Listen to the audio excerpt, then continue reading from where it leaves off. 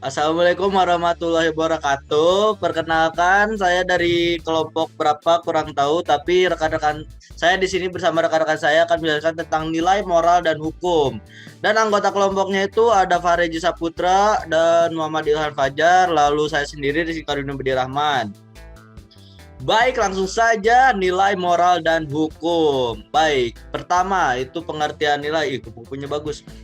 Nilai adalah suatu yang berharga, bermutu, menunjukkan kualitas, dan berguna bagi manusia. Sesuatu itu bernilai berarti sesuatu itu berharga atau berguna bagi kehidupan manusia.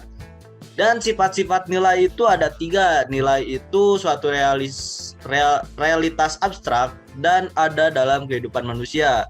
Nilai juga memiliki sifat normatif. Lalu nilai itu berfungsi sebagai daya dorong dan manusia adalah pendukung nilainya.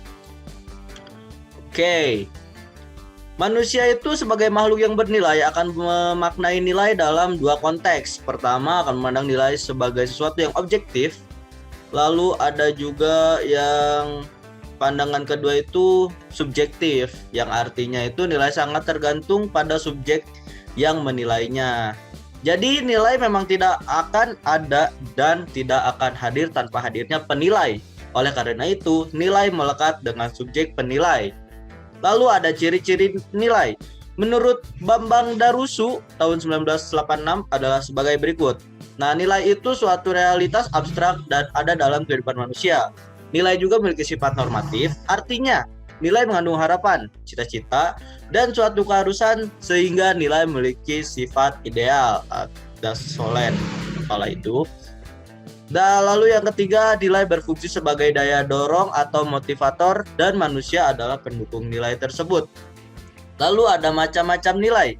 Yang pertama itu dalam filsafat, nilai dibedakan menjadi 3 macam, yaitu yang pertama nilai logika, nilai estetika, dan nilai etika atau moral. Lalu fungsi nilai sendiri itu apa sih? Nah, yang pertama itu sebagai faktor pendorong, yang kedua sebagai petunjuk arah, yang ketiga nilai sebagai pengawas, selanjutnya itu nilai sebagai alat solidaritas dan dapat mengarahkan masyarakat dalam berpikir dan bertingkah laku. Lalu nilai juga sebagai benteng perlindungan.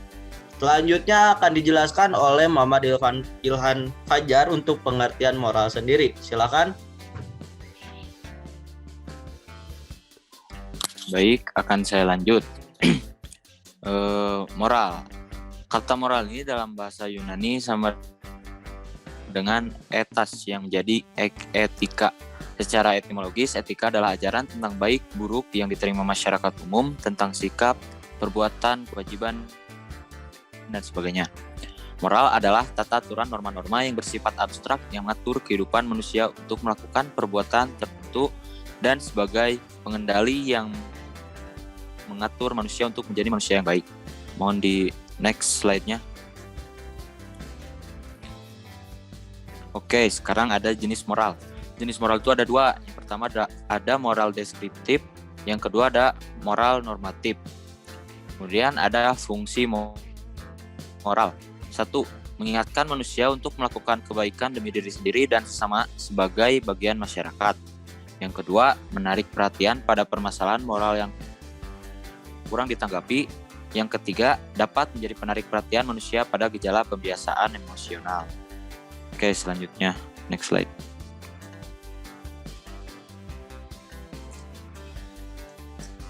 Ya, selanjutnya menjelaskan tentang hukum, dan hukum sendiri akan dijelaskan oleh Fareji Saputra. Silakan.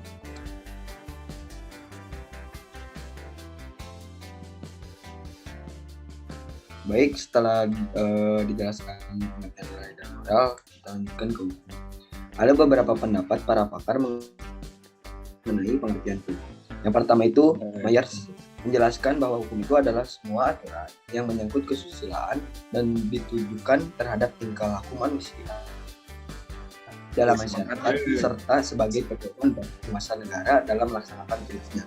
Dan yang kedua, Utrecht berpendapat bahwa hukum adalah himpunan perintah dan larangan untuk mencapai ketertiban dalam masyarakat dan oleh karenanya masyarakat harus mematuhinya.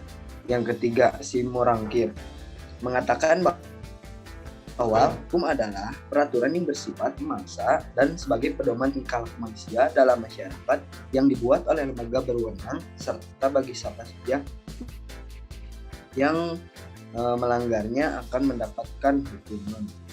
Yang keempat dari Sudikno Mertokusuro menyatakan bahwa hukuman adalah sekumpulan peraturan-peraturan atau kaidah-kaidah dalam suatu kehidupan bersama. Keseluruhan peraturan tentang tingkah laku yang berlaku dalam kehidupan bersama yang dapat dipaksakan pelaksanaannya dengan suatu sanksi. Boleh dilanjutkan untuk slide selanjutnya.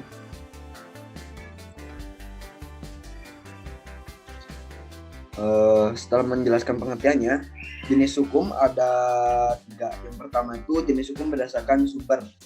Yang pertama hukum adat, hukum undang-undang, hukum jurisprudensi. Yang keempat ada hukum traktat.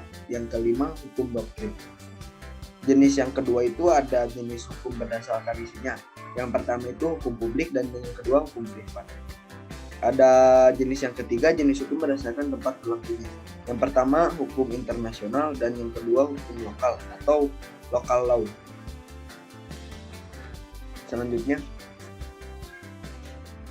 fungsi dari hukum, yakni yang pertama ada sebagai alat mengatur tata tertib hubungan masyarakat.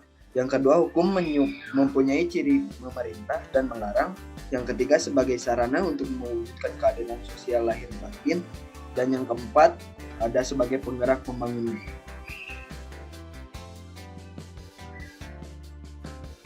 Tujuan hukum sendiri menurut hukum positif Indonesia termuat dalam pembukaan Undang-Undang Dasar 1945 alinea keempat yang berbunyi untuk membentuk suatu pemerintahan negara Indonesia yang melindungi segenap bangsa Indonesia dan seluruh tumpah darah Indonesia dan untuk memajukan kesejahteraan umum, mencerdaskan bangsa dan ikut serta melaksanakan ketertiban dunia yang berdasarkan perdamaian abadi dan keadilan sosial.